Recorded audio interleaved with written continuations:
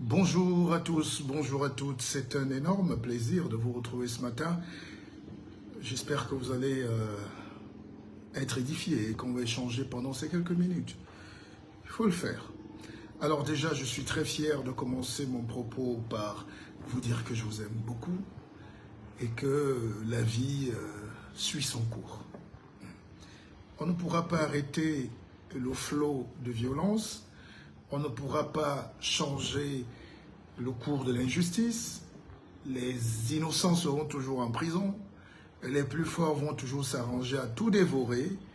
Il y a toujours, pendant qu'on parle, quelqu'un qui est en train de confisquer peut-être 50, 100, 200, 300 milliards qui reviennent au peuple. Il y a toujours la vie qui se déroule et puis il y a toujours des malades à l'hôpital, il y a toujours des gens. Bref, that is life. Mais le but de la vie, c'est de tirer son épingle du jeu. Pas en écrasant les autres, pas en détruisant la vie des autres. En essayant juste d'être une petite lumière. Je ne suis pas naïf. Ce n'est pas un livre comme celui-ci qui va changer la vie. Mais ça peut aider. Vous savez, les expériences, quand les Noirs étaient enfermés comme du bétail dans des plantations d'esclavagistes, c'est là où ils avaient la foi. Le gospel les a sauvés. La foi peut être placée sur n'importe quel objet. À partir de cet instant que j'ai déclaré que ce verre est sacré, il devient sacré, parce que c'est ma parole. J'ai transmis un fluide énergétique puissant sur ce verre, et c'est comme ça que nos ancêtres procédaient pour dominer la nature. J'étais à Fumban, et j'ai vu qu'il y a là-bas ce qu'on appelle une montagne sacrée. Eux-mêmes ont baptisé la montagne sacrée. Je peux vous jurer que quand vous montez dans cette montagne, que dans cette colline, pour ceux qui connaissent Fumban à l'ouest du Cameroun, surtout tôt le matin, vous sentez une chair de poule. Et juste à côté, il y a même les lacs jumeaux, pas très loin, entre Baïgom et Koutaba. Vous arrivez là-bas, les lacs sont sacrés. Vous jetez un objet, même un caillou, il remonte. Les scientifiques vont dire que c'est un effet aspirateur, statique, mais c'est mystique quand même d'y être. Donc, pour vous dire que c'est à nous-mêmes de sacraliser nos vies. Si vous décidez que chez vous, c'est le travail qui est sacré et votre foi est en le travail, vous allez vous développer. Tous les peuples du monde dans leur histoire ont toujours cherché le sacré. Les peuples du monde entier cherchent le sacré. Les bouddhistes prennent des statuettes. Le Bouddha, c'est des statues et vous les voyez partout. Quand vous entrez chez un bouddhiste, c'est Bouddha. Et ce Bouddha-là, vous le touchez, il vous tue. Or, c'est une statuette. Vous voyez une simple statuette. Donc, le débat aujourd'hui en Afrique, c'est quoi? C'est nous qui mettons la... On dit c'est celui qui tient le chien qui donne le ton au chien. D'accord? Si vous tenez fort votre chien, bon, c'est à vous de savoir. Alors, ce n'est pas parce qu'on peut mettre sa foi sur des mauvaises cibles. Et quand vous voyez que vous êtes sur une mauvaise cible, vous le voyez tout de suite, puisque vous ne progressez pas. Regardez autour de nous les odeurs, la poubelle, les souris, les rats en plein centre-ville, les trous partout. Ça veut dire qu'on n'a pas progressé depuis qu'on est dans l'illusion d'être indépendant. Et ça, il faut réfléchir là-dessus. Et notre foi, donc, peut être mal placée. Et c'est ce que je vais vous expliquer ce matin. Alors, l'analyse aussi seconde qui me vient, c'est surtout à la lumière de ce qui s'est passé à Douala l'autre jour. Vous avez vu un pasteur venu du Burundi, frère. Il ne faut pas stigmatiser les pays. Il nous a prouvé qu'on peut remplir un stade là où les lions indomptables n'arrivent pas à remplir 2 virages. Mais il faut relativiser ça. Ce n'est pas parce que la population, la masse, la foule a rempli ces lieux qu'il faut directement dire que c'est le miracle. Vous savez, moi, je suis un fils de Bonapriso, c'est mon village. Et à Douala, ceux qui sont honnêtes savent que parfois même un fou peut se lever au carrefour à quoi? Il bouge, il danse, il sautille, même à contresens. Et il y a 1000 badauds qui regardent. Donc, ces gens-là ont la foi, ils viennent chercher quoi? La guérison. Quand une femme se balade, qu'elle est un peu stressée par la vie, qu'elle a perdu le nord, elle enlève les sous-vêtements et commence à marcher nue, il n'y a pas 10 000 personnes qui regardent à Douala, ou à Yaoundé, ou ailleurs. Le spectacle. Donc la vie est un spectacle. Et maintenant, c'est à vous de savoir quel spectacle vous fait gagner. Parce que le peuple en général est comme un bébé. Chez nous, on dit Kovobot, Ngobot. Donc 1000 personnes pauvres qui remplissent un gymnase, ça reste 1000 personnes pauvres. Donc la foule n'est pas le déterminant de la qualité ou de la force ou de la puissance. Et maintenant, la troisième question qui nous interpelle ce matin, c'est il ne faut pas simplifier ces mouvements.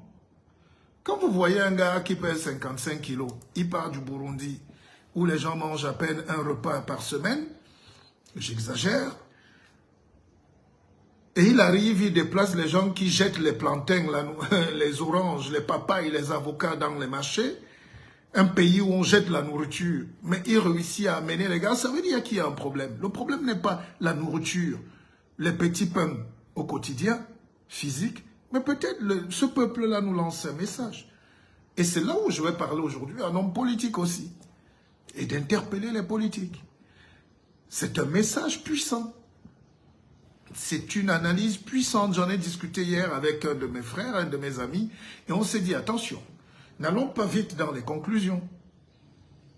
Un type qui pèse 44 kilos, qui n'arrive même pas à attacher une ceinture sur les reins, et qui vient dans un pays où les gens mettent les tonnes, les conteneurs de nourriture à la poubelle tous les jours, où les gens sont grassouillés, où tous les Camerounais mangent au moins 4 repas par jour, qu'ils soient équilibrés ou pas, ça veut dire qu'il y a un problème. Ça veut dire que ce peuple-là demande quelque chose. Ça veut dire que ces gens-là, au lieu de tirer sur eux, on devrait comprendre qu'est-ce qui peut amener un peuple à disparaître, à s'effacer, à s'émietter devant des paroles des gens venus, je ne sais pas de quel horizon, qui n'ont peut-être pas la formation, qui n'ont pas la densité, l'épaisseur intellectuelle, qui sont peut-être encore dans les réminiscences de la misère intellectuelle et académique, la réminiscence même d'un passé de réciteur, un psittacisme de pauvres et de mauvais aloi, une péroquéisation de la pensée gréco-judéo-romaine. Lire un psaume n'a rien d'intelligent, le comprendre, ça commence à être plus compliqué, l'analyser devient déjà un métier, et ça, c'est la page réservée aux savants. Vous ne pouvez pas évangéliser les gens si vous n'avez pas l'onction intellectuelle. Si vous n'avez pas un cursus, peut-être pas académique, mais si vous n'avez pas la maîtrise des codes de la science, tout est codé dans ces livres-là. Voici un livre, on veut le rendre accessible à tout le monde, mais c'est codé. C'est codé. D'ailleurs, entre-temps, il faut saluer l'éditrice qui fait un travail formidable. Ce livre est fait au Cameroun. Beaucoup qui l'ont commandé, même depuis les États-Unis, me demandent comment ce livre... Regardez la qualité, hein, comment on garde. C'est fait chez vous. C'est ça l'industrie. Et le livre, c'est « Industrialisez-vous et taisez-vous ». Après avoir lu ce livre, vous n'allez pas créer une usine, mais au moins vous allez comprendre pourquoi vous ne pouvez pas créer. Et vous allez peut-être avoir un électrochoc. Donc, nous sommes les dévanciers. Je sais que ce n'est pas une tâche facile. Le temps que le message entre. Vous savez, c'est quelqu'un qui m'avait dit un jour à Paris, j'avais fini une conférence au Georges V, qui m'a dit, monsieur Bissog, je peux vous voir une minute? Et ce monsieur il est avocat au barreau de Paris et d'Israël, c'est un juif brillant. C'est un pléonasme de dire d'un juif qu'il est brillant. Il m'a dit, vous savez, vous regardez comment nous sommes ici dans le 8e, c'est beau. Est-ce que vous savez qu'il y a 50 ans, les Parisiens que vous admirez et que vous êtes d'ailleurs devenus, vous tous, jetaient encore la merde par les fenêtres. Les égouts étaient pleins. La saleté, les odeurs étaient partout, mais il a fallu qu'un homme... Et les gens priaient encore plus. Les temples étaient pleins. Les cathédrales étaient pleines. La cathédrale Notre-Dame de Paris était pleine matin, midi et soir. Mais les rues étaient pleines de déjections, d'urine, d'odeurs, de pisse et de tout. Et puis il a fallu qu'un homme arrive, qui s'appelle le baron d'Haussmann, c'est pour ça qu'on dit boulevard haussmannien, et qui dise contre la vie même du roi, que moi je ne peux pas laisser ça. On a commencé à créer la poubelle. Eugène Poubelle, c'est le nom de quelqu'un, c'est celui qui a inventé les poubelles. Donc, le progrès scientifique et technique n'a pas à, pour changer la vie des gens, transformer leur vie sur terre en paradis. Essayez. Et vous verrez que la vie est belle pour tout le monde.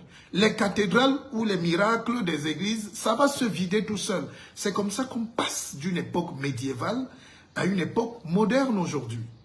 C'est comme ça qu'on aboutit à la révolution scientifique et technique du XVIIe siècle, XVIIIe, XIXe siècle. Et aujourd'hui, on est à la civilisation post-moderne. L'Afrique n'a pas encore pu bénéficier de tout cela. C'est pas parce que quelques-uns ont des Porsche à Yaoundé, où il n'y a pas de route. Quelques-uns, peut-être même avec l'argent, le vôtre. Mais la foule, la masse, rampe encore comme des serpents et des reptiles. Ils ont une vie reptilienne, ils ont une vie paupérisante, ils ont une vie pauvre, ils ont une vie de cabaret plein de poussière, ils ont une vie de bar, ils ont une vie d'alcool mal frélaté, ils ont une vie de misère, ils ont des habitats penchés, ils ont encore la boue dans le cerveau. Et c'est ça le devoir de la politique. Comment prendre les gens dans la poubelle et les amener vers d'autres espérances. La vie politique, c'est une école. On prend les enfants dans les quartiers, le peuple, dès le bas âge, dès la maternelle, et puis on les amène aussi loin que possible. D'autres finissent à l'université et ailleurs. Mais quand ils sortent formés. Donc ils ont eu droit à l'éducation et à l'instruction. Et pour que ce peuple arrive formé, il faut qu'il soit soigné. Et pour que le peuple soit soigné, il faut aussi qu'il ait la nourriture. Donc, c'est quand on a cette défaillance politique que les gens commencent à croire au miracle, même s'il n'aura pas lieu. Est-ce que vous m'écoutez? C'est notre échec collectif à mettre une politique d'espoir, d'espérance, qui amène les gens à se tourner vers tout ce que vous avez vu à Douala. Les gens sont désespérés. Première leçon, les gens sont désespérés. Les femmes sont perdues. Elles ont 50 ans, elles dansent sur TikTok, elles n'ont pas d'avenir, parfois pas d'enfants, parfois pas de famille, pas de mari. Elles fuient même en Europe, ça devient encore plus violent. En plus, c'est des sociétés fabriquées pour qu'il n'y ait pas de couple, pour qu'il n'y ait pas d'harmonie, pour qu'il n'y ait pas d'entente.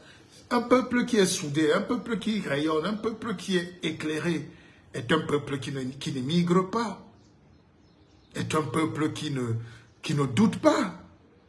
Quand on donne un pays comme le Cameroun, je dis bien le Cameroun, à un peuple qui comprend, qui connaît, qui est cultivé, vous ne pouvez pas aller vous mouiller sous la pluie et attendre un autre miracle. C'est pour ça que les pays comme la Finlande, le Danemark ont fermé toutes les églises. J'avais un ami pasteur congolais d'ailleurs qui était en Finlande, on lui avait donné l'asile. Son histoire va vous faire rire. Maintenant, quand il a obtenu les papiers, il s'est mis à réunir les Africains qui étaient là. Il a commencé à dire qu'il est devenu apôtre. Et on lui a dit non, non, non, monsieur. On a retiré son titre de séjour, on l'a renvoyé au Congo. Allez faire ça chez vous. Ici, on est dans le pays du bien-être. Les gens sont heureux. Les gens n'ont pas besoin. Dieu est en nous. Le paradis est ici. Je ne sais pas ce que tu viens prêcher, peut-être l'enfer. Retourne donc au Congo. Le gars m'a appelé toute une nuit en pleurant. Et je lui ai dit non, il fallait te former à autre chose. Donc, et ça devient la proie facile. L'Afrique est le continent où tout le monde profite des Africains. C'est une femme violée matin, midi et soir. Les propres Africains deviennent apôtres et vivent de vos dîmes, de vos misères, de vos souffrances, de vos espérances, de vos... Voilà, c'est flagrant. Alors, quel est l'homme politique aujourd'hui au Cameroun qui peut se taguer, ou généralement même, quel est l'homme politique qui peut aujourd'hui remplir même une maison de quartier, même le foyer Banjoun? Donc il faut changer de politique, ou changer d'homme politique, changer de logiciel, changer la manière même de voir la vie. Quel est l'homme politique? Je vous dis, et je vous mets au défi, nous sommes au Cameroun, montrez-moi un seul. Ils écoutent là en cachette, parce qu'ils n'ont pas le bagou d'affronter cette réalité-là. Ils vivent encore dans l'illusion d'avoir rempli le stade SICAM de 1000 personnes il y a 5 ans. Dans la réalité, c'est terminé. On est obligé de tourner la page. Et tant que le peuple n'a pas encore eu son sauveur, vous avez beau mettre l'élément tribal, ça ne sert à rien. Tant que le peuple n'a pas encore son sauveur, tant que le peuple n'a pas encore l'homme qui va porter les espérances, parfois ça peut même être un fou, les gens ne vont pas prendre. Là où la politique a échoué, elle est débordée par sa gauche, par tous ces courants que vous voyez là aujourd'hui. Tous ces gens qui vous promettent la guérison. Un tétraplégique qui est assis sur un fauteuil roulant doit aller à l'hôpital. La médecine a tellement évolué qu'on peut lui faire des protoprothèses. On fait marcher aujourd'hui des handicapés moteurs, On trouve même aujourd'hui la solution pour réparer l'iris, donc redonner l'œil à Tala André Marie.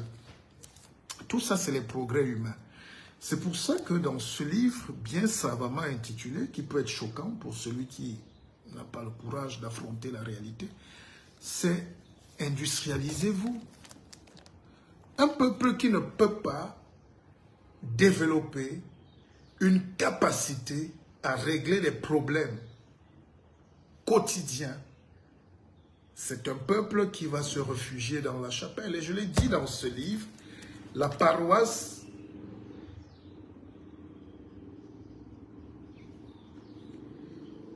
la paresse amène à la paroisse. Donc la paroisse, c'est le chemin le plus facile pour la paresse. Et ça profite à quelques hommes politiques médiocres parce que quand un peuple est paresseux, il va se réfugier à la paroisse. Et là-bas, à la paroisse, on lui promet de monter au ciel, comme les musulmans disent, de mourir sur terre pour aller retrouver 76 vierges au paradis. Et quand ils arrivent là-bas, Dieu seul sait s'ils ne veulent pas revenir. C'est pour ça que le dernier chapitre de ce livre, pour qu'on ne me taxe pas d'anti, ceci, j'aime pas Dieu. En Afrique, quand tu vas amener la réflexion, tu dis au gars, mais attention, le pasteur qui est en train de casser ton couple là, il fait dormir ta femme dans les nuits d'éveil de prière, sous le sol. Elle revient là-bas avec un diabète, l'hypertension, alors qu'elle était bien portante. C'est de la médiocrité. Il dit non, tu n'aimes pas Dieu. Tu n'étais pas croyant. Eh bien, si on n'est pas croyant, est-ce que c'est la fin du monde? Il faut croire en quoi? Ça veut dire quoi être croyant en Afrique? C'est-à-dire, les gens limités, comme ils n'ont pas d'argument, te disent non, non, tu ne crois pas en Jésus-Christ. Ben oui, les Chinois aussi. Les Japonais aussi. Ça n'a pas empêché les Japonais d'être le pays le plus puissant du monde. Ça n'a pas empêché les Japonais de maîtriser tous les outils technologiques qui leur permettent d'être les patrons du monde. Une voiture sur deux qui roule dans ce monde est japonaise. Un petit peuple. Ils ont des problèmes de démographie, les femmes n'accouchent pas. C'est le prix à payer. Mais technologiquement, parce qu'ils ont été bombardés, la bombe atomique, c'est Nagasaki, Hiroshima, c'est les États-Unis qui ont détruit ce peuple. Quand ils se sont révélés, réveillés aussi, ils ont dit, on va commencer nous aussi à assembler le bois au bois, le fer au fer. Je demande donc aux esclaves africains, qu'ils soient des Antilles, de l'Australie, de détacher les fers soudés à leurs chevilles par le même esclavagiste qui est devenu le colon aujourd'hui et qui, à défaut de ne pas intervenir directement, envoie ses médiocres missionnaires en Afrique nous faire dormir dans les stades, sous la pluie, sous le soleil, en attendant d'hypothétiques miracles. La vraie politique que nous devons donc faire, c'est comment empêcher, pas avec la force, notre peuple d'aller se perdre dans des choses comme ça, mais c'est de réfléchir à comment redonner l'espoir à ce peuple qui est perdu. La jeunesse africaine aujourd'hui est perdue. Je vous l'ai dit hier, quand on a la forêt, on a le pétrole, on a le café, le cacao, le bois, on ne se cache pas dans le désert. On ne migre pas à Paris pour être vigile. On ne se retrouve pas au Canada en train de porter les conteneurs de frigo. On ne s'expatrie pas à 60 degrés là où les vrais Indiens au Canada ont fui et sont tous morts. Vous n'allez pas faire une colonie de repeuplement avec le sang des Africains. Il faut donc trouver des solutions. Il faut comprendre. Et j'ai passé tout le temps. Je sais que nos voix ne sont pas populaires. Je sais que nous ne sommes pas des gens à écouter ou à mettre en lumière. Je sais que nous n'avons pas cette force de lutter contre la médiocrité taylorisée. La médiocrité est industrielle en Afrique. La seule industrie qui marche, c'est la médiocrité. C'est tout ce qui est mauvais. Parce que tout ce qui est mauvais est facile. Tout ce qui est mauvais est facile. Quand on était plus jeune, on allait au lycée. Et le lycée que j'ai fait à Douala était un lycée où j'étais d'ailleurs la plus grosse star. Et tous les lycées environnants venaient les vendredis soirs vivre avec nous, boire. Il y avait des bars partout à Bonapriso, là. C'était au lycée Mongo Joseph, le lycée de Samuel Eto'o. Tout le monde venait. Et c'était ça la vie facile. Les enfants restaient là de vendredi à dimanche. Je vous parle des choses d'il y a 30 ans. Et tous ces enfants-là, très peu ont réussi. Parce que c'était une belle vie facile. Toutes les filles de Liberman, du lycée Jos, de partout, venaient vivre. Venaient garer les voitures. Mais nous étions même véhiculés au lycée. Et cette vie-là, c'était une vie de rêve, de facilité, de débauche en réalité. Et la même vie est facile aujourd'hui. Vous savez, quand ces gens-là viennent, et je vous l'ai expliqué tout à l'heure, beaucoup ont dit c'était gratuit, on n'a pas demandé la dîme à laisser la naïveté, il y a toujours un prix à payer. Là où on piège l'Africain, c'est qu'il ne se rend pas compte qu'il y a toujours un prix à payer. Rien n'est gratuit sur Terre. Et le prix à payer, c'est vos énergies. Hein?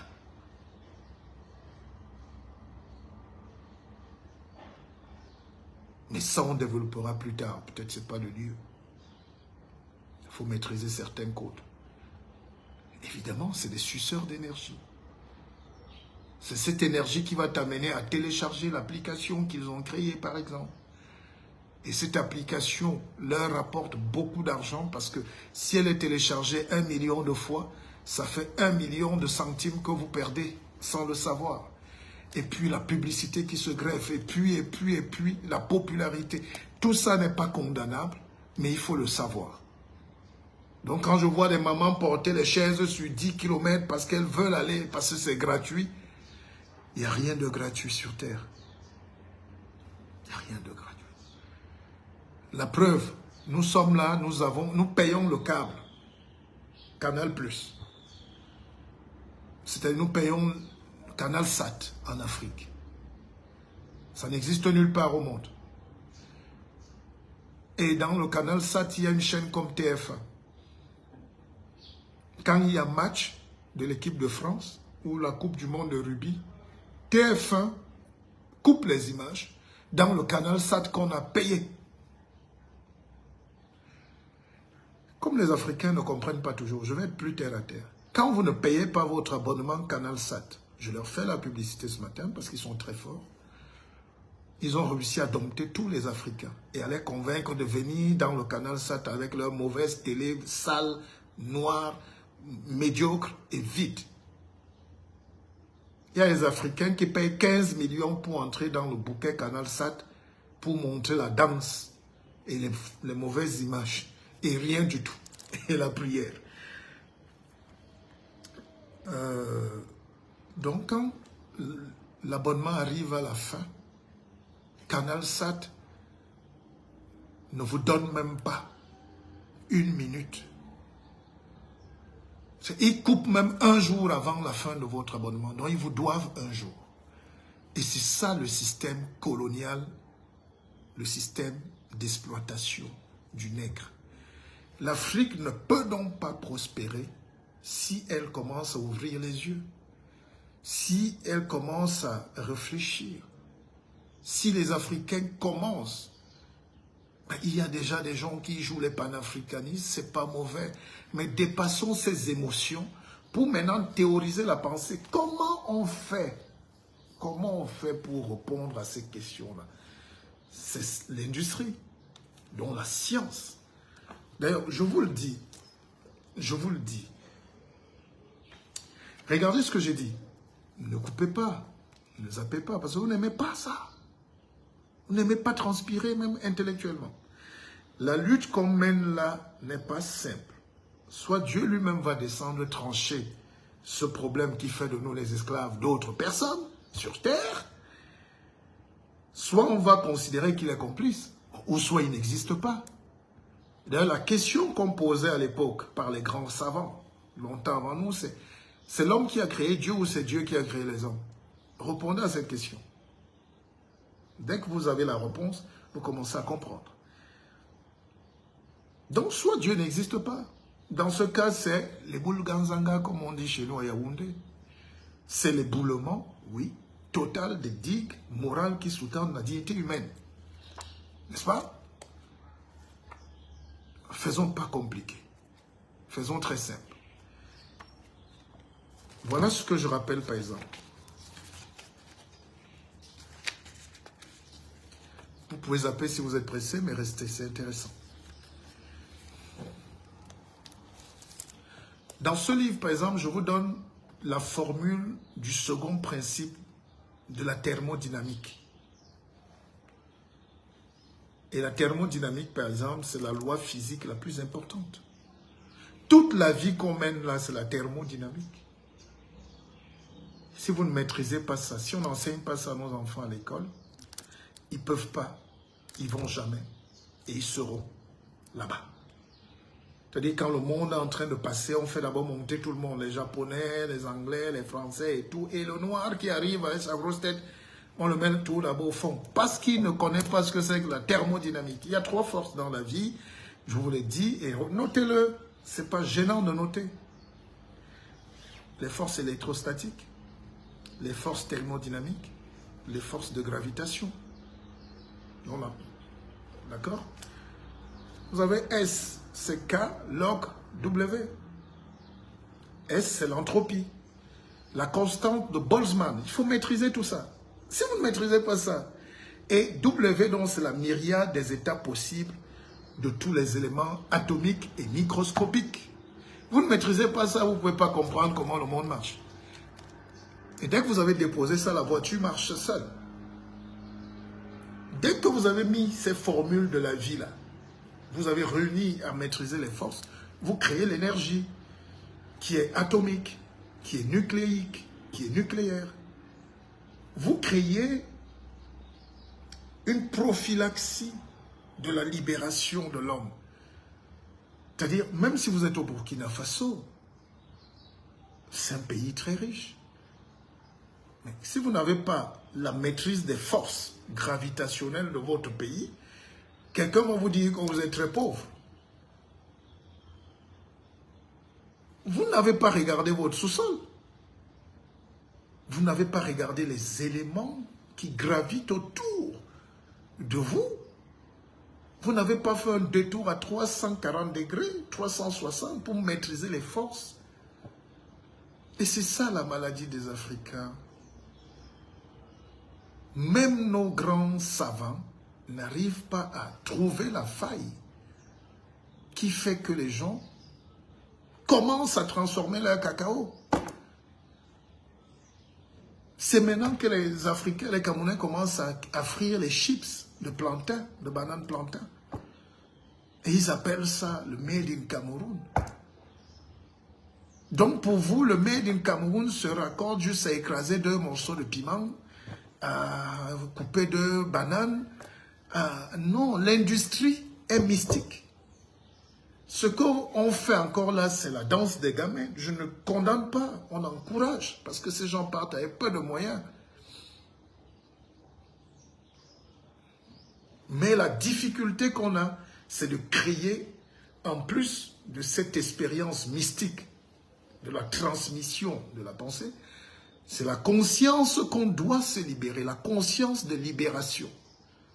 Quelqu'un ne peut pas prendre l'avion, il vient dans votre pays, vous dire, oh, pour que la vie soit belle, donnez votre vie à Jésus. Oui, c'est beau, mais ça ne suffit pas.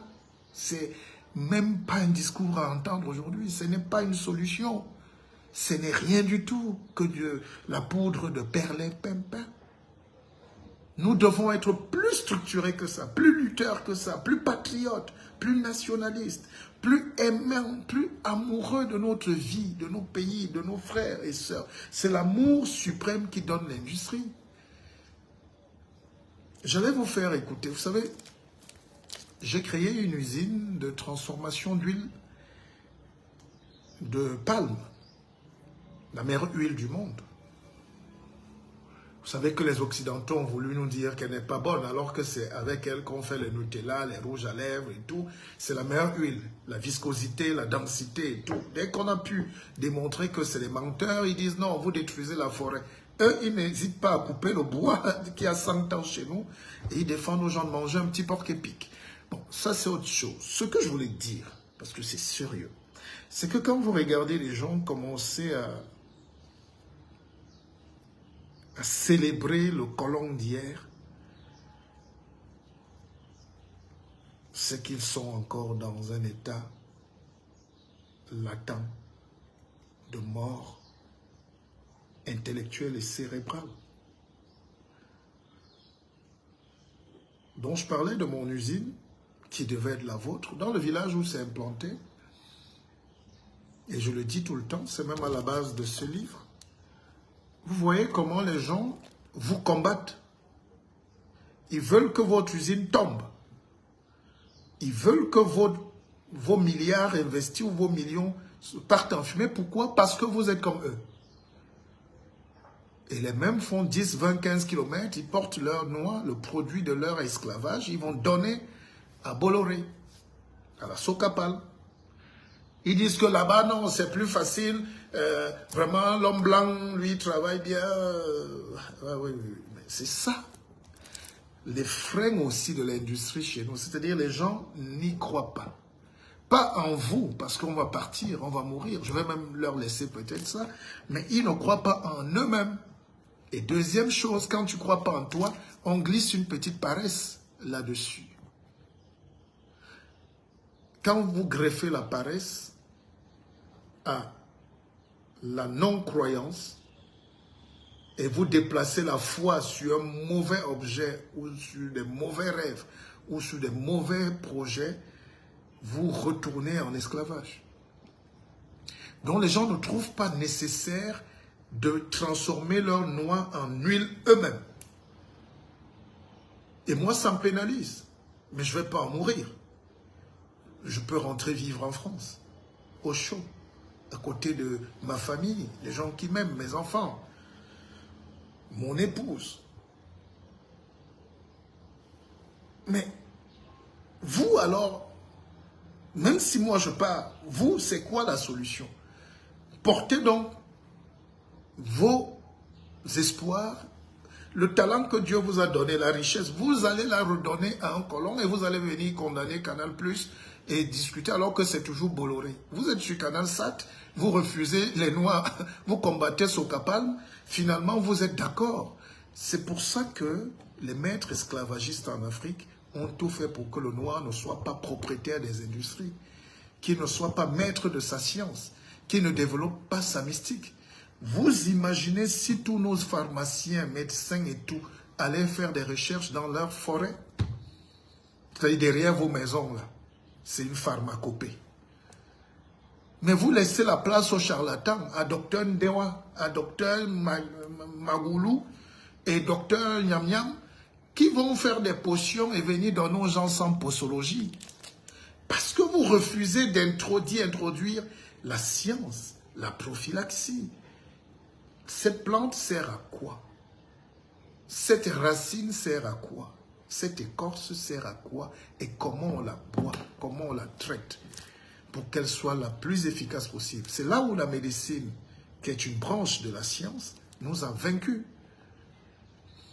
La médecine, on te dit, bois 2 paracétamol de 500 grammes par jour et ne pas dépasser 2 grammes, par exemple. Or, parfois le type te dit, bois un verre matin, midi, soir. Tu dis jusqu'à quand? Il dit, bois seulement. Nos ancêtres avaient la prophylaxie. Ils n'ont pas pu écrire. Nous sommes venus, nous ne pouvons pas écrire et nous restons dans l'approximation prophylactique. On a perdu un grand savant ces jours-ci, le professeur Hubert Mono Njana, premier professeur titulaire et plein au Cameroun de philo. Vous voyez que son œuvre n'est pas comprise. Il n'est même pas populaire. Je ne sais même pas si quelqu'un sait qu'il était là, à quoi il a servi. Donc ce n'est pas un problème d'intellectuel. Il y en a quelques-uns parsemés par-ci et par-là, mais c'est la confrérie de la pensée forte, intelligible qu'on doit donner au peuple. C'est là où les politiques ont échoué. Ce n'est plus le temps de John Frunzi. Vous voyez par qui on a remplacé John Frunzi. Ce n'est pas le temps de Oumyobe pour remonter même à la racine de cette lutte de la libération des peuples. Ce n'est pas Moumié. Ce n'est pas un tribun comme Wandier. C'est fini cette époque-là. Aujourd'hui, on a des photocopies, des mauvaises photocopies. Aujourd'hui, on a des gens qui eux-mêmes savent qu'ils n'ont aucune densité intellectuelle, physique, mystique pour gérer un peuple, mais qui sont là. Qui se sont même autoproclamés leaders grâce à un réseau, grâce aux médias, grâce aux faux médias, grâce voilà. La capacité aujourd'hui, c'est de trouver des nouveaux leaders, j'en suis un, qui peuvent dire non seulement la vérité parce qu'elle libère, mais aussi remettre ce peuple dans sa dignité et ce peuple qui mérite de travailler. Pour terminer, regardez comment le Cameroun se comporte. Toutes nos religions de l'intérieur sont mortes. On ne croit plus en nous. Et quand un peuple meurt de l'intérieur, il devient une éponge qui aspire tout ce qui vient de l'extérieur. Toutes les valeurs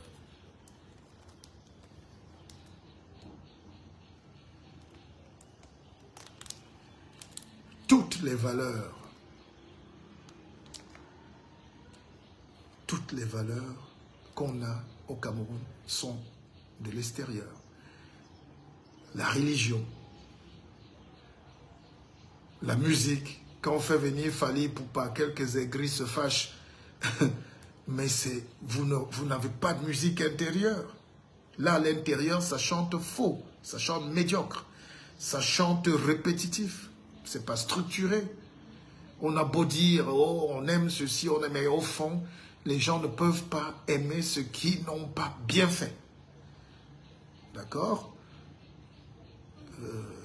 Les voitures, la nourriture, la lumière, l'école, l'intelligence, les livres. C'est pour ça que j'ai produit ce livre de l'intérieur. Alors, Monsieur Gonzalez, le Gibraltar, il a lancé une pique qui est une bonne question pour moi. Déjà, il ne faut jamais répondre pour ne pas se fâcher. Ça, je l'ai appris aussi. Il faut laisser les gens dire ce qu'ils pensent, que ce soit bon ou pas. Ce que je dénonçais, par exemple, hier, c'est l'utilisation de mon nom pour des choses, des causes qui ne sont pas les miennes. Voilà. Mais Gibraltar dit, Monsieur Bissog, les colons nous ont tous eu. La preuve, vous avez un amour fou pour la veste. Vous-même, vous vous appelez Gonzalez. Bon, non, vous n'avez pas compris. La vie, ce n'est pas... Ça me permet d'ailleurs de répondre à une dame qui a attaqué une de mes publications sur Facebook, une charmante dame, qui porte un nom occidental, et j'ai partagé une publication et une analyse à côté de la mienne de Jean d'Ormesson. Qui était Jean d'Ormesson? C'était un orfèvre de la plume, un penseur, un chic man. Mon père l'aimait beaucoup. Parce que c'est l'idéal des papis, des parents qui vieillissent bien. Et je partageais sa pensée. La dame m'a dit, vous êtes incohérent. Parce que vous partagez la pensée de Jean d'Ormesson. Enfin, je ne sais même pas ce que vous voulez dire. Comme pour dire que quand on est noir, on doit se priver de ce qui est intelligent chez les autres. Sous prétexte qu'on est africain. Est-ce que dire qu'on est africain et un authentique africain comme moi, c'est fermer la porte au monde qui s'ouvre en nous, à la modernité? J'ai écrit ce livre en vous parlant de modernité. Le papier sur lequel il est écrit, c'est papyrus. C'est les Chinois qui ont créé l'imprimerie il y a 3000 ans. 3500 ans. Donc je dois refuser d'écrire parce que les Chinois, c'est les Chinois qui ont créé ça. Il faut dépasser ces degrés. Le costume, c'est chic. C'est un respect. Tout est costume d'ailleurs. Je ne sais pas ce que vous appelez costume. Ou la veste. Mais mon arrière-grand-père, qui était déjà un grand roi, était couvert d'or. Avant même les colons. Il avait des tenues fabriquées et brodées par sa cour. C'était de l'or. Donc la veste n'est pas un synonyme de la dépendance. D'ailleurs, je réponds. Les Japonais, qui sont les gens les plus fins du monde, le peuple japonais a un amour fou pour les bonnes vestes. Mais le soir, ils mettent leur... Comment vous appelez leur truc là? Ils mettent leur kimono, journée des kimonos là. Nous, les pratiquants d'arts martiaux, ils mangent au sol avec des baguettes. Mais le lendemain, ils sont avec George Bush ou Bill Clinton ou Obama pour discuter de l'énergie nucléaire, le marché de Toyota et Kawasaki. Le soir, il enlève son costume ou sa cravate et il s'assoit à même le sol. C'est ça la spiritualité. Donc, demandez-moi plus ce que c'est que la spiritualité, mais ne condamnez pas. La spiritualité, c'est ne pas aller à la Mecque parce qu'on est un musulman noir. Un musulman nègre n'existe pas. Vous ne serez pas à votre place. N'allez pas au Vatican chercher les bénédictions des voleurs d'or de vos parents. C'est pas là-bas que se trouve votre cordon spirituel. Après avoir donc fait le tour du monde, l'Africain, quand il rentre chez lui, doit être face à lui-même. La spiritualité, c'est être face à toi-même. J'ai beaucoup d'amis français, par exemple, que j'amène souvent, qui viennent me retrouver en Afrique. Et quand ils sont à Yaoundé, à Douala, à Bafoussami, Edea et Lokbatini, tout ce que vous voulez, ils sont très contents. Vous pouvez les amener manger le soya, le ndolé et tout. Mais après, ils regardent, ils cherchent toujours un restaurant français. Bon, le meilleur exemple, c'est les Chinois. Les Chinois peuvent faire 1000 ans chez vous, ils ne viennent pas chez vous. Les Chinois, ils peuvent faire semblant Ils viennent même au marché, je le vois. Ils aiment le canard. Si vous avez le canard, ils aiment. Si vous avez le poisson, ils aiment. Ils vont manger chez eux. Entre eux. Tu ne peux pas t'y mixer. Et quand il sort de là, il rit avec toi. Il salue, il travaille. La spiritualité, c'est arriver chez les gens et venir planter le riz sur leur propre terre et de renvoyer chez vous.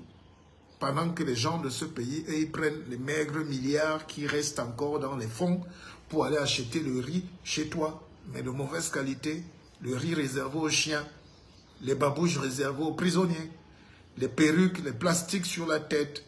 Ils viennent prendre les choses médiocres chez les autres pour venir donner à leur peuple. C'est ça le manque de spiritualité. La spiritualité, c'est un risque sur sa vie. La spiritualité, c'est décider de laisser le meilleur pour ses enfants de demain. La spiritualité, c'est refuser que l'autre vienne vous abrutir. La spiritualité, c'est avoir le degré de jugement nécessaire pour choisir ce qui est bon pour vous. Mais est-ce que ce peuple donc, est-ce que vous, est-ce que le noir, est-ce que l'homme noir sait ce qui est bien pour lui? On a des doutes.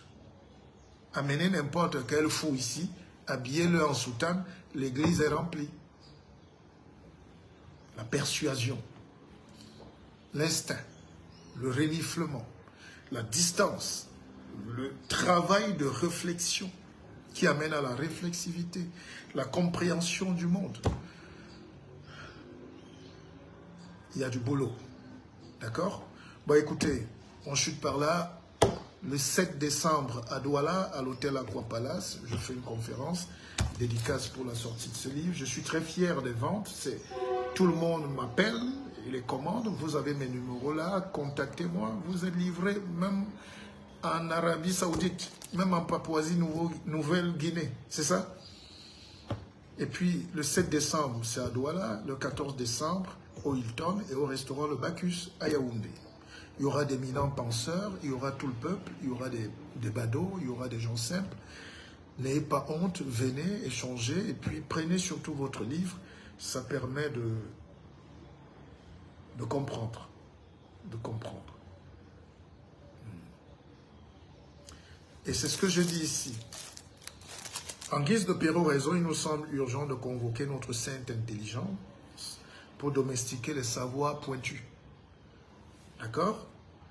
Notre capacité et surtout notre capacitation à se surpasser et une inébranlable foi en soi qui viendra s'arrimer sur notre souche spirituelle fondamentale. Quand le soleil apparaît, la bougie ne sert plus à grand chose. N'est-ce pas? Allons vers la lumière. Rayonnez donc à la puissance du soleil et revenez bâtir le chez vous. C'est un cri de cœur patriotique. C'est ça la 4e de couverture.